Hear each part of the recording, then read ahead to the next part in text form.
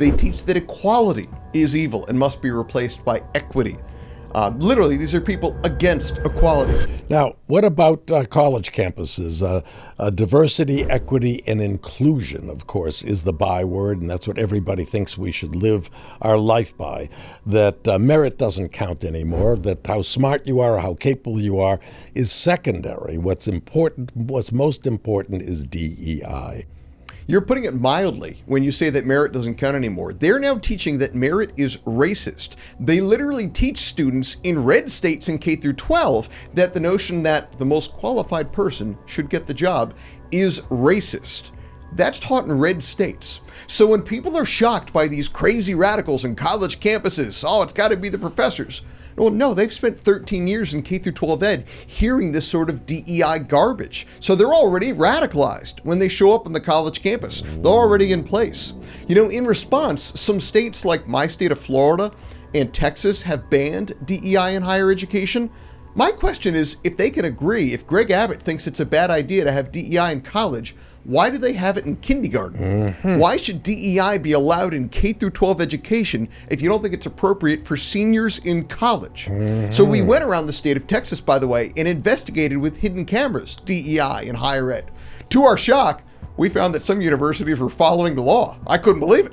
But not surprisingly, a half a dozen universities had administrators who bragged to us about how they don't let politicians tell them what to do. They don't let the law tell them what to do. Right. One person got fired, and we're putting pressure on the legislature to rein things in. The major problem is we need to stop funding these universities in such a big way. Yes, on a federal level, Columbia gets $1 billion annually, but on a state level, why are red states funding this? Why is Greg Abbott? Why is Ron DeSantis? Why are Indiana and Ohio funding this in their own states? So, thinking that the person who's most qualified should get the job is a racist thought.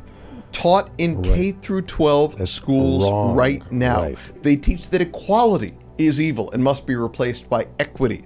Literally, these are people against equality. They want the opposite of Martin Luther King's dream. Obviously, rather than a colorblind society, these folks are color obsessed. That's all they want to judge you on. It's dehumanizing. And it's not just, they always try to back up and say, well, we just want an accurate version of history.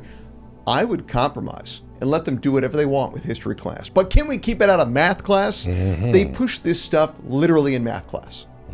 Yeah, I remember reading an article where the author of the article was proposing that math is racist. Well, of course, because it's a merit-based sort of thing. Right. Because you can measure it. It's exactly either right answer or the wrong answer. And beyond that, they use something called social and emotional learning to push the CRT DEI Marxism. Meaning, on your math textbook, you might have, algorithms in the middle of the page. Great. On the side, it'll have a little social and emotional learning sidebar with questions like, how easy was it for you to arrive at the answer? How difficult was it for students around you?